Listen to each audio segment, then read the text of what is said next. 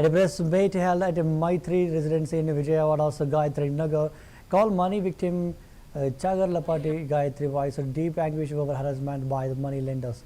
She alleged that she suffered heavy financial losses and accused them of attempting to illegally occupy her 11 acres of land. Gayatri claimed the property was transferred to the others without cancelling the original sale deed. Despite a police case being registered, she lamented that political pressure has stalled action against the accused, highlighting threats and intimidation chief minister and senior leaders to intervene and ensure justice. Gayatri said the call money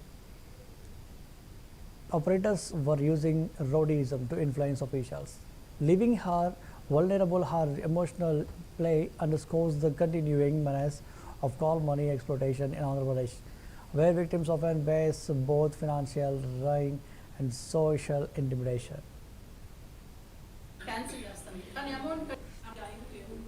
TC కాలనీలో నివసించే వెనుగల హర్షవర్ధన్ హర్నాథ్ దగ్గర 5 కోట్ల amount తీసుకుని 21 కోట్ల రూపాయలు పెట్టాను. ఆ సమయంలో నేను సుమారుగా ఒక 70 ప్రామిసరీ చెక్కులు, నోట్లు, కాంప్లెక్స్ పేపర్లు, నాన్ జ్యుడిషియల్ స్టాంప్ పేపర్లు, 4 ఆస్తి పేపర్లు ఇచ్చాను. అవి సరిపోవని చెప్పేసి ఏదైనా రిజిస్టర్ చేయమంటే నాది ఒక పేపర్ని, ఒక ఆస్తిని 11 ఎకరాల పొలాన్ని వాళ్ళ నాన్న పేరు మీద రిజిస్టర్ చేయించుకున్నారండి. నేను డబ్బులు ఇవ్వగానే తిరిగి సేల్ డీడ్ చేస్తానని చెప్పేసి క్యాన్సిల్ చేస్తానని చెప్పి, కానీ నేను అమౌంట్ కట్టినాక కానీ క్యాన్సిల్ చేయట్లేదండి.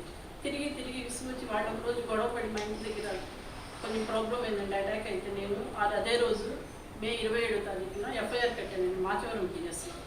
ఎఫ్ఐఆర్ పెట్టినాక వాళ్ళు నేను రిజిస్టర్ చేసిన 11 ఎకరాలని వేరే వాళ్ళ పేరు మీద జూన్ 2వ తారీఖున మార్చి పోలీస్ స్టేషన్కి వచ్చారు సార్. కానీ దాని మీద నేను ఆల్రెడీ న్యూస్ వీడియో కోర్టులో కూడా మేము కేసు ఫైల్ చేస్తామండి. వాళ్ళు అర్జెంట్ నోటీస్ పంపించారు, అర్జెంట్ నోటీస్ కూడా పంపించారండి. టీసీ కాలనీలో నివసించే వెనుగల హర్షవర్ధన్ హర్నాథ్ దగ్గర 5 కోట్ల అమౌంట్ తీసుకుని 21 కోట్ల రూపాయలు పెట్టాను. ఆ సమయంలో నేను సుమారుగా ఒక 70 ప్రామిసరీ చెక్కులు, నోట్లు, కాంప్లెక్స్ పేపర్లు, నాన్ జ్యుడిషియల్ స్టాంప్ పేపర్లు, 4 ఆస్తి పేపర్లు ఇచ్చాను. అవి సరిపోవని చెప్పేసి ఏదైనా రిజిస్టర్ చేయమంటే నాది ఒక పేపర్ని, ఒక ఆస్తిని 11 ఎకరాల పొలాన్ని వాళ్ళ నాన్న పేరు మీద రిజిస్టర్ చేయించుకున్నారండి. నేను డబ్బులు ఇవ్వగానే తిరిగి సేల్ డీడ్ చేస్తానని చెప్పేసి క్యాన్సిల్ చేస్తానని చెప్పి, కానీ నేను అమౌంట్ కట్టినాక కానీ క్యాన్సిల్ చేయట్లేదండి. తిరిగి విసుగొచ్చి వాళ్ళు ఒక రోజు గొడవ పడి మా ఇంటి దగ్గర కొంచెం ప్రాబ్లం ఏంటంటే అటాక్ అయితే నేను అదే రోజు మే 27వ తారీఖున ఎఫ్ఐఆర్ కట్టానండి మాచవరం పిఎస్లో. ఎఫ్ఐఆర్ పెట్టినాక వాళ్ళు నేను రిజిస్టర్ చేసిన 11 ఎకరాలని వేరే వాళ్ళ పేరు మీద జూన్ 2వ తారీఖున మార్చి పోలీస్ స్టేషన్కి వచ్చారు సార్.